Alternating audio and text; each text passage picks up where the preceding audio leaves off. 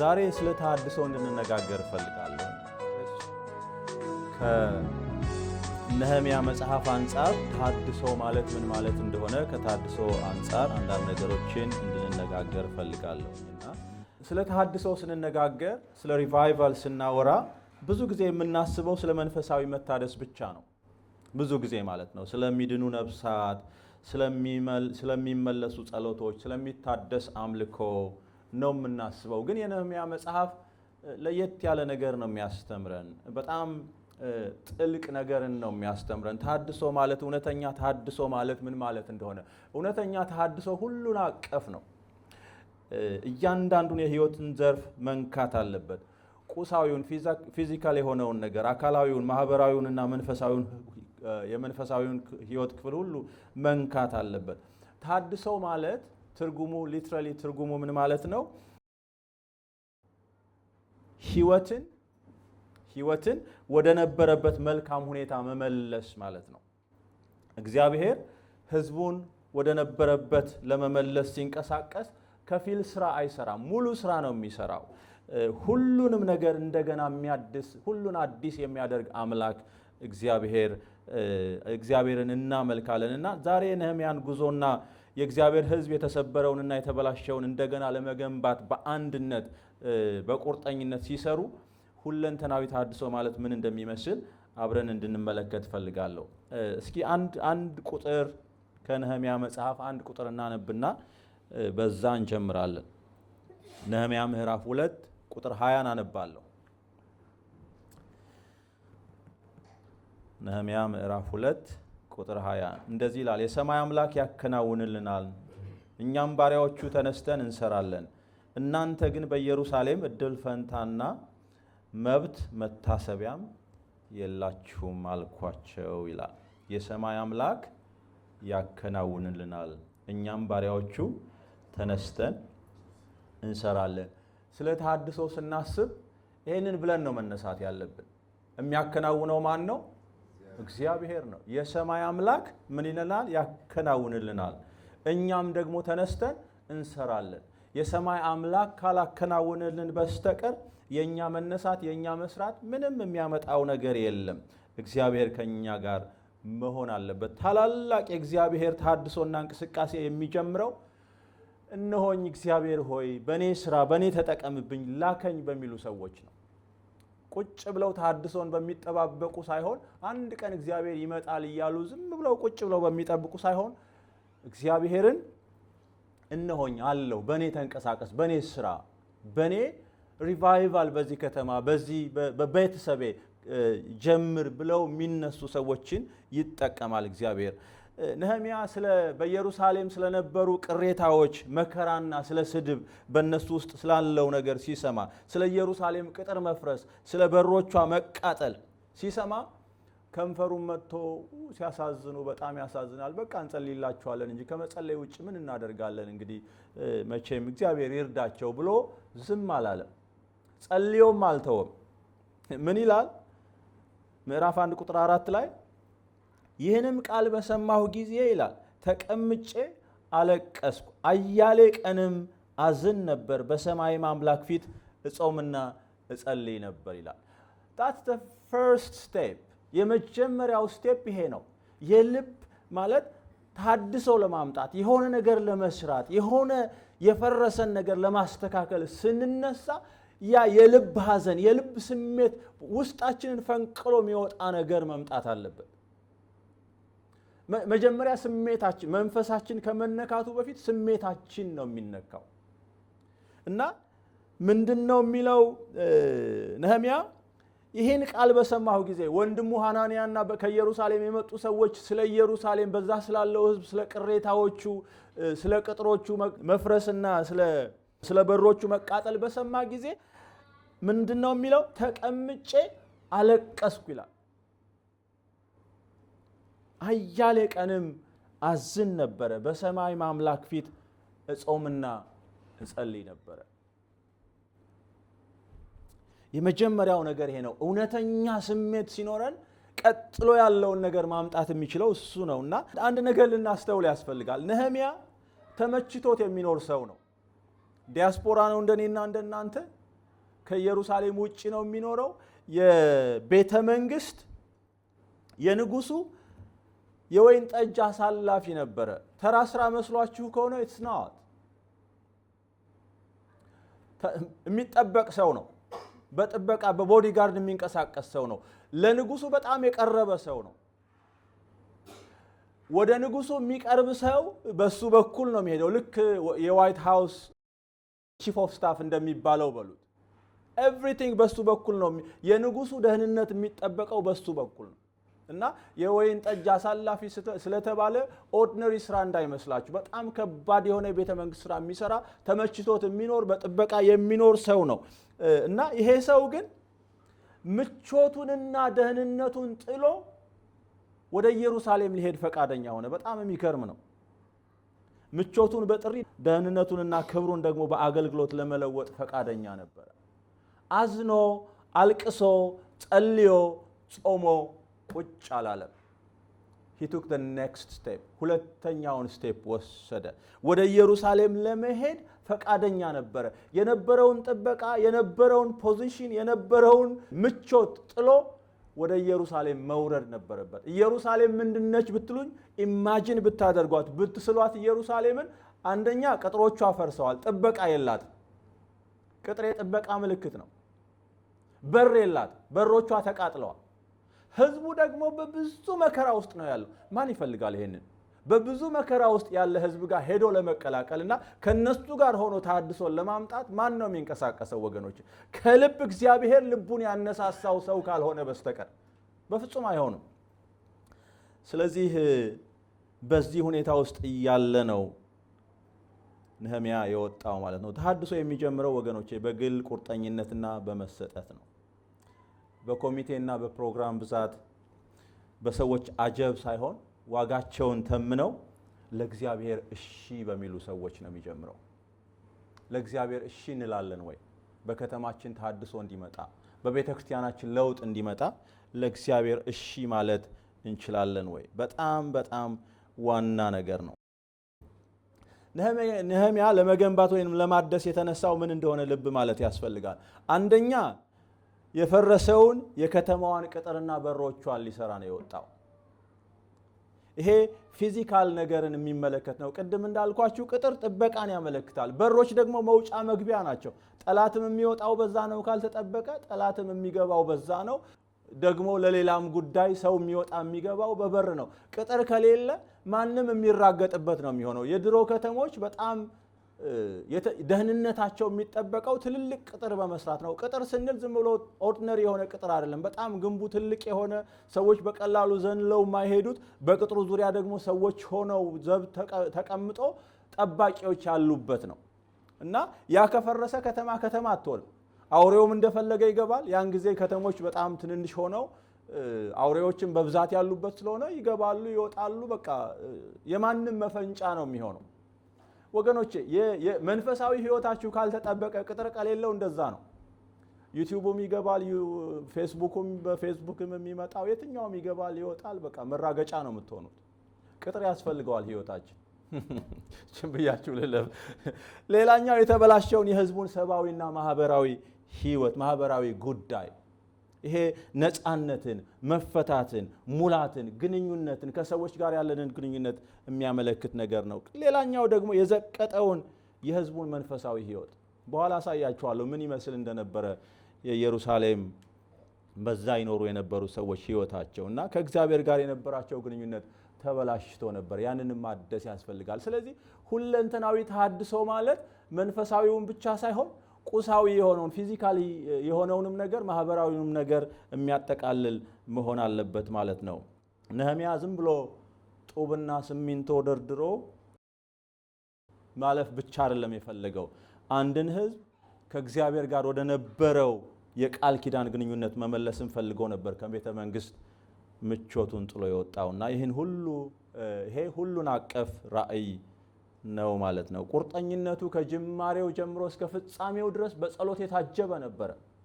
ዝም ብሎ በግብተኝነት ብቻ የወጣ ሰው ሳይሆን ከመጀመሪያ ጀምሮ ኢቭን ንጉሱ እንኳን ምን እንደሚፈልግ ሲጠይቀው ለንጉሱ መልስ ከመስጠቱ በፊት ጸልዮ ነው የተነሳው። ጸልዮ ነው መልስ የሰጠው። ተሐድሶ ስንጀምር ተሐድሷችን በጽኑ ጸሎት መደገፍ አለበት። ተሐድሶን የሚያመጡ ሰዎች፣ የተሐድሶ መሪዎች፣ የተሐድሶ ሰራተኞች በመጀመሪያ የጸሎት ተዋጊዎች ናቸው። they are prayer warriors። በጸሎት የሚዋጉ ሰዎች ናቸው። በከተማችን፣ በቤተክርስቲያናችን፣ በቤታችን ሪቫይቫልን የሚያመጡት። ከቤተሰብ መካከል ሚስት ወይንም ባል በጣም የሚጸልዩ ከሆነ ቤት ሪቫይቭ ያደርጋል። በቤት ውስጥ እግዚአብሔር መንቀሳቀስ ይጀምራል።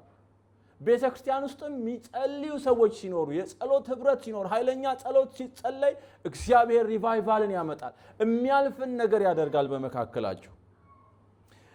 ስለዚህ ነህምያ በጸሎት ነው የጀመረው፣ በጸሎት ነው የጨረሰው ማለት ነውና ዛሬ ራሳችንን መጠየቅ ያለብን ወገኖቼ ተሐድሶ እንዲመጣ ምን ያህል ቁርጠኞች ነን? በቤተሰባችን፣ በቤተክርስቲያናችን፣ በማህበረሰባችን ተሐድሶ እንዲመጣ ምቾቶቻችንን ለመተው በማለዳ ተነስተን ለመጸለይ። አንዳንድ ጊዜ አንዳንዶቻችን ስራዎቻችን ላይ መቹ ይችላሉ። ማታ ሊሆን ይችላል የምንሰራው። ማታ ስንሰራ ሰዓታችንን አመቻችተን ለመጸለይ ኢቭን እግዚአብሔር እንኳን ነገራችንን እንዲለውጥ፣ ስራችንን እንዲለውጥ sometimes ለእግዚአብሔር ስንመች ነገሮችን ለኛ እግዚአብሔር እንደሚያመቻች ታውቃላችሁ። ለጸሎት ስንተጋ እግዚአብሔር ለሱ ነገር ስንተጋ የኛን ነገር ይተጋል፣ የኛን ነገር ያመቻቻል። እግዚአብሔር ወይ ይሄ ሰዓት ላንተ ያመቻቸውት፣ ላንተ ዴዲኬት ያደረኩት፣ ላንተ የሰጠውት ጊዜ ነው ብለን ለሱ ስንሰጠው እግዚአብሔር ደግሞ ያንን ጊዜ ይዋጅልንና የስራችንን ነገር ያመቻቻል። በጸሎት ማትለውጡት ነገር የለም ወገኖች። ለእግዚአብሔር ተመቹለት እንጂ፣ ለእግዚአብሔር ነገራችሁን አመቻቹለት እንጂ በጸሎት ማትለውጡት ነገር የለም። ምክንያቱም እግዚአብሔር አምላካችሁ አባታችሁ ነው። ነው ወይስ ኢየሩሳሌም ፈርሳ እያለች በቤተ መንግስት ውስጥ በተድላ መሮሩን እንመርጣለንና ይሄ የተሐድሶ ጉዳይ የምርጫ ጉዳይ ነው። ተሐድሶ ሁለንተናዊ መሆን አለበት ብያችኋለሁ። ብዙ መሪዎች ትኩረታቸው የፈረሰውን ቅጥር ማደስ ላይ፣ ቤተ መቅደሱን ማደስ ላይ፣ ቤተክርስቲያን ማደስ፣ ቤተክርስቲያን መስራት ላይ፣ እዚህኛው ጋር ተከልኩኝ፣ እዛ ጋር አደረኩ፣ እንደዚህ ሆነ ምናምን፣ ቤተክርስቲያናችን በጣም ትልቅ ነው፣ እንደዚህ ነው።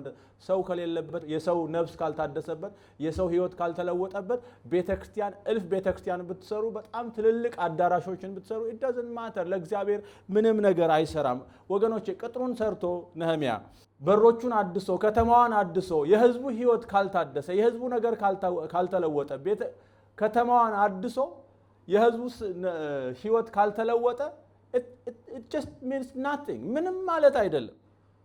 ህዝቡን ካጣ ምን ዋጋ አለው? ምክንያቱም የእግዚአብሔር ልብ፣ የእግዚአብሔር ሐሳብ ትኩረቱ ቁሳዊው ነገር ላይ ሳይሆን ሰው ላይ ነው። ቁሳዊውን ነገር ያዘጋጀው እግዚአብሔር ለሰው ነው እንጂ ለቁሳዊው አይደለም። ስለዚህ እውነተኛ ተሐድሶ ቅጥሩን ብቻ ሳይሆን ሁሉንም የህይወት ክፍል መዳሰስ አለበት እና የመጀመሪያው ነህምያ ያደረገው የፈረሰውን ቅጥር አደሰ፣ እንዲሁም ደግሞ በሮቹን አደሰ። ቁሳዊ ነገሮች ለእግዚአብሔር አስፈላጊ ናቸው ማለት ትኩረት አንሰጣቸውም ማለት አይደለም። እግዚአብሔር ትኩረትን ይሰጣል። ስለ ህንፃዎቻችን ሁኔታ፣ ስለ ሰፈሮቻችን ሁኔታ፣ ስለ ከተሞቻችን ሁኔታ እግዚአብሔር ያስባል። እግዚአብሔር ግድ ይለዋል። ምክንያቱም እኛ መንፈሳዊ ፍጥረቶች ብቻ አይደለንም፣ በቁሳዊ ነገር ውስጥ የምንኖር ስጋዊ ፍጥረቶችም ጭምር ስለሆንን ስለሚያስፈልገን እግዚአብሔር ለኛ ለሚያስፈልገው ለቁሳዊው ነገር ግድ ይለዋል። ቅጥሩ እንደገና ተገነባ፣ በሮቹ በቦታው ተተክለዋል፣ የበር ጠባቂዎች ተዘጋጅተዋል፣ ሙዚቀኞችና ሌዋውያን ተሾመዋል። ከተማዋ ነፍስ ዘርቶባታል። ከተማ መምሰል ጀምራለች። ምክንያቱም ቅጥሩ ከታደሰ በኋላ ሰዎች እንዲኖሩባት በኢየሩሳሌም እንዲኖሩ በኢየሩሳሌም የሚኖሩ ሰዎችንም መድቧል። ወገኖቼ ከተማዋ ለመኖር ምቹ ስትሆን ምንድነው የሚያስፈልገው? ከተማን ከተማ የሚያሰኛት ህንፃዎቹ አይደለም፣ ሰዎች ናቸው። እና በኢየሩሳሌም የሚኖሩ ሰዎች ተመድበዋል እና ያስተዳደር መዋቅር ጥበቃ ሁሉ ተዘርግቶላት በከተማዋ የሚኖሩ ሰዎች ተመድበው በጣም ነፍስ ዘራባት። ተሐድሶ ማለት እሱ ነው። ሰዎች መኖር ሲጀምሩ ነው ባደስነው ነገር፣ ተሐድሶ በመጣበት ነገር ሰዎች ሲመጡና ሲገለገሉ በዛ ነገር ተጠቃሚዎች ሲሆኑ ያኔ ተሐድሶ የምንለው እሱ ነው። ተሐድሶ አካባቢያችን የእግዚአብሔርን ስርዓትና ውበት እንዲያንጸባርቅ ማድረግንም ያካትታል። ሁለተኛው ግን ተሐድሶ ማህበራዊው ወይንም ደግሞ ይሄ ሰባዊ የሆነው ተሐድሶ ነው። በቅጥሩ መታደስ ወቅት በዛ ቅጥሩን ሲያድስ የተቃጠሉትን በሮች ሲያቆም ነህምያ ቆም ብሎ አንድ ነገር አስተዋለ። ለአንድ ነገር መፍትሄ መስጠት እንደነበረበት ገባው። ህዝቡ በኢኮኖሚ ጭቆና ምክንያት ያለቅሱ ነበር፣ ይጮሁ ነበር። በጣም ተጨቁነው ነበር። ያውም ጭቆናው ይደርስባቸው የነበረው ከውጪ ከመጡ ከጠላቶቻቸው ከገዢዎቻቸው ብቻ ሳይሆን ከገዛ ወንድሞቻቸው ከአይሁዶችም ጭምር ይሄ ጭቆና ይደርስባቸው ነበር። ምዕራፍ 5 ላይ ነህምያ የልቡን ሐዘን የልቡን ስብራት ይናገራል። በዚህ ጉዳይ የደረሰበትን ነገር ሰዎች ህይወታቸውን ለማቆየት ሲሉ ርስታቸውን ሸጠዋል። እርሻቸውን በብድር እየሰጡ ልጆቻቸውን እንኳን ሳይቀር ለባርነት ሸጠዋል። ኢማጂን ፎር አ ሰከንድ ልጆቻችሁን የእናንተን ነፍስ ለማቆየት ስትሉ ላላስፈላጊ ነገር ስትሰጧቸው፣ እዛ ድረስ የሰው ማህበራዊ ህይወት ተመሰቃቅሎ ነበረ። ታዲያ ተሐድሶ ቅጥሩን ማደስና ከተማ መስራት ምን ዋጋ አለው? ይሄንን መለወጥ ካልቻለ፣ ማህበራዊውን ጉዳይ መንካት ካልቻለ ምን ዋጋ አለው? ነህምያ ተቆጥቶ ከመኳንንቱና ከባለስልጣናት ጋር ተጋፈጠ፣ ተናገራቸው። የምታደርጉት ነገር መልካም አይደለም አላቸው። ጀስት ኮንፍሮንት አደረጋቸው። ቦልድሊ ነው የተናገራቸው። ወለድ ያስከፍሉ ነበረ። ገንዘብ በጣም በብዙ ወለድ ነበረ የሚያበድሩት። ማለት ልጆቻቸውን ለባርነት ሲሸጡ፣ ንብረታቸውን ሲሸጡ ወይንም ደግሞ ርስታቸውን ሲሰጡ በብዙ ወለድ ነበረ እንትን የሚያደርጓቸውና ወለድ ማስከፈል እንዲያቆሙና የወሰዱትንም እንዲመልሱ አደረጋቸው። በጣም የሚገርም ነው ወገኖቼ። ዋናው ልነግራችሁ የምፈልገው ነገር ምን መሰላችሁ? ማህበራዊ ኢፍታዊነትን ችላ ብለን መንፈሳዊ ተሐድሶ ሊኖረን አይችልም በፍጹም። ድሆች እየተጨቆኑ ቤተ መቅደስን መገንባት የማይቻል ጉዳይ ነው። እግዚአብሔር ሰዎችን በተለይም ደካማ ሰዎችን እንዴት እንደምንይዝ ይገደዋል። ምክንያቱም እሱ የድሃ አደጎች አባት የባልቴቶች ዳኛ ነው። በባዶ እግራቸው እየሄዱ የቀን ስራ ሰርተው ከሚከፍሉት አስራት ሰብስበን ቪ8 መንዳት እሱ ተሐድሶ አይደለም። ቪላ ቤት ውስጥ መኖር እሱ ተሐድሶ አይደለም ነው። እሱ ነጋዴነት ነው። እሱ ብዝበዛ ነው። እሱ ማህበራዊ ኢፍታዊነት ነው። አብረን ወርደን ልክ እንደ ነህምያ ከቤተ መንግስት ወርዶ ዝቅ ብሎ ከህዝቡ ጋር መኖር እንደጀመረ እኛም ዝቅ ብለን የምናገለግላቸውን ሰዎች ችግር ማየት መቻል አለብን። እሱን ነው ያደረገው ነህምያ። እውነተኛ ተሐድሶ የኢኮኖሚ ችግርን፣ የፈረሰ ቤተሰብን፣ የተገለሉና የተገፉ ሰዎችን ስቃይና ችግርም መቅረፍ መቻል አለበት። we have to go to individual problems። አንዳንድ ጊዜ የሰዎች ፈቃደኛ እስከሆኑ ድረስ ችግራቸውን ሼር ለማድረግ ፈቃደኛ እስከሆኑ ድረስ ይሄንን ልናደርግ ያስፈልጋል። ሰው የሚበላው አጥቶ ጎዳና ላይ እያደረ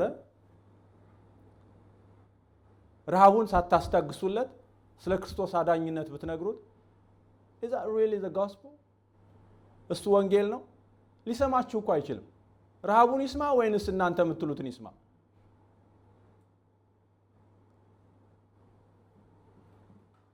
ሰዎች እየተሰቃዩ ያሉ በአምልኮ አገልግሎቶችና በመንፈሳዊ እንቅስቃሴዎች ላይ ብቻ የምናተኩር ከሆነ የእግዚአብሔርን እውነተኛ ልብ አላወቅነውም ማለት ነው። የእግዚአብሔርን እውነተኛ ዓላማ ስተናል ማለት ነው። በጣም ኤክስፔንሲቭ በሆኑ መሳሪያዎች ታጅበን ግን ደግሞ በጣም የወረደ ህይወት የሚኖሩ ሰዎች በመካከላችን እያሉ ያንን የምናደርግ ከሆነ ሪሊ እግዚአብሔር በዛ ደስ ይለዋል ወይ?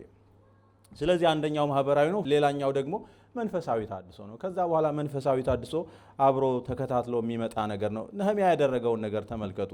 ወደ መንፈሳዊ ተሐድሶ ደግሞ ዞረ። መጀመሪያ የፈረሰውን ቅጥር ከተማዋን ካደሰ በኋላ የሰውን ማህበራዊ ህይወት ወደ ነበረበት ለመመለስ ሙከራ አደረገ። ቀጥሎ ግን መንፈሳዊ ህይወታቸውን በጣም ወርዶ ነበረ።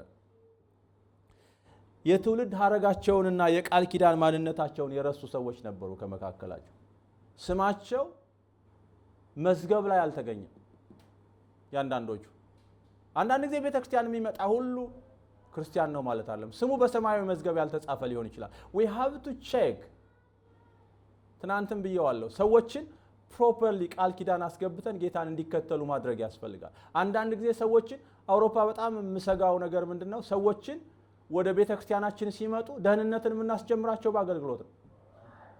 ደህንነት የሚጀምረው ደህንነትን በማስተማር ነው። ደቀ መዝሙርነትን በማስተማር ነው።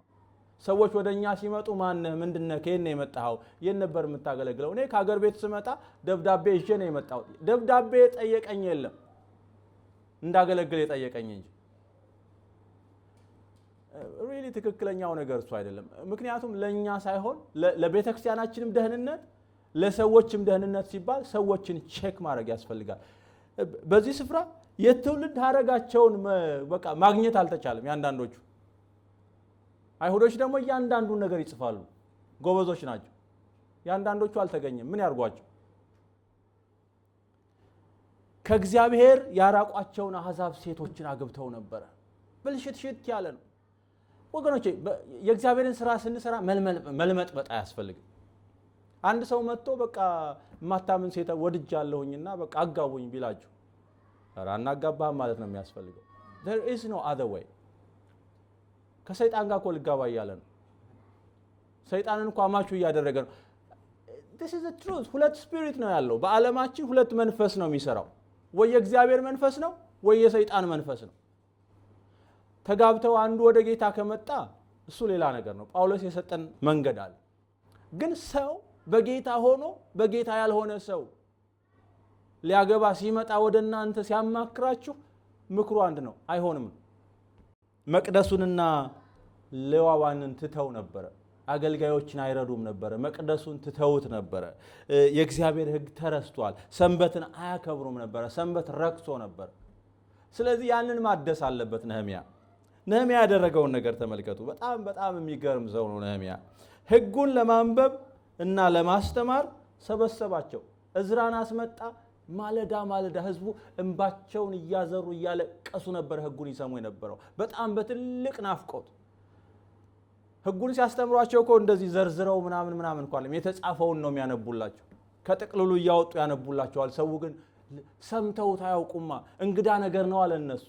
በቃ ልክ የራበው ሰው ምግብ ስትሰጡት በቃ እየጣፈጠው እንደሚበላ እየጣፈጣቸው ይሰሙ ነበረ። በኑዛዜና በቃል ኪዳን ከእግዚአብሔር ጋር ያላቸውን ግንኙነት አድሷል። አሕዛብ ሚስቶችን ያገቡትን ተጋፈጣቸው፣ ፊት ለፊት ተጋፈጣቸው። ፍቱ አላቸው። አንዳንድ ጊዜ ኢፍታዊነት እንዴት አግብተዋል፣ ልጆች ወልደዋል፣ እንዴት ነው? ልጆቹ ያለቅሱ ነበረ። ጀስት መንፈሳዊ አድርጉት ይሄንን። ልጆች መጎዳት አለባቸው፣ ሚስቶች እንደዚህ፣ እህቶች ወይንም ባሎች እንደዚህ እያልኳችሁ አይደለም። there is a way አድሬስ ማድረግ መቻል አለብን። መጽሐፍ ቅዱስ አድሬስ የማያደርገው ነገር የለም። ካህናቱንና ሌዋውያኑን አንጽቷል፣ ቀድሷቸዋል። ወደ ቤተ መቅደሱ እንደገና ስራ እንዲጀምር አድርጓል። ትክክለኛውን የአምልኮ ስርዓት የሰንበትን በዓል መልሶ አቁሟል። እውነተኛ ታድሶ ማለት ይሄንን ሁሉ የጨመረ መሆን አለበት። ነህምያ ግንብ ብቻ አልገነባም፣ ሕይወትን እንደገና ገንብቷል። ህንፃዎችን ብቻ አላደሰም፣ ህዝቡ ከእግዚአብሔር ጋር ያለው ግንኙነት እንዲታደስ አድርጓል። ወገኖቼ በህይወታችሁ ውስጥ ታድሶ የሚያስፈልጋቸው ነገሮች ምን እንደሆኑ አስቡ። የቤተሰብ ጉዳይ ነው፣ የቤተ ክርስቲያን ነው፣ የማህበረሰብ የኮሚኒቲያችን ጉዳይ ነው። ታድሶ የሚያስፈልገው ምን እንደሆነ ልናስብ ያስፈልጋል። ለምሳሌ የተበላሹ ግንኙነቶች ሊሆኑ ይችላሉ። እነሱን እንደ ቤተ ክርስቲያን ጥገና የሚያስፈልጋቸው ቁጥሮች ሊሆኑ ስለሚችሉ ማድረግ የሚገባንን ነገር ማድረግ ያስፈልጋል። መስመር የሳቱ መንፈሳዊ ትምህርቶች ሊሆኑ ይችላሉ። ወደ ቦታቸው መመለስ የሚያስፈልጋቸው በሮች፣ የተቃጠሉ በሮች እነሱ ሊሆኑ ይችላሉ። ችላ የተባሉ አገልግሎቶች፣ እድሳት የሚያስፈልጋቸው ቤተ መቅደሶች፣ ሌዋውያን ሊሆኑ ይችላሉ እና እነዚህን ሁሉ ማሰብ ያስፈልጋል ማለት ነው። ክብር ለጌታ ይሁን። ከኔ ጋር ናቸው አይደለ? መንፈሳዊ ታድሶ ይሄ ነው ትክክለኛ የሆነ የእግዚአብሔር ታድሶ። እናም በእምነት እንደዚህ ብሎ ይናገራል ነህምያ፣ የሰማይ አምላክ ያከናውንልናል፣ እኛም ባሪያዎቹ ተነስተን እንሰራለን። ክብር ለጌታ ይሁን። ነህምያ በጠላቶቹ ፊት ቆሞ ይሄንን ያለው በእምነት ነው እንጂ በትዕቢት አልነበረም። ለእግዚአብሔር ዓላማ በመሰጠትና በመገዛት ላይ የተመሰረተ ጽኑ እምነት ነው ይሄንን ነገር እንዲናገር ያደረገውና ልንጨክን ያስፈልጋል። ስንጨክን ደግሞ እግዚአብሔር ለውጦችን ያመጣል።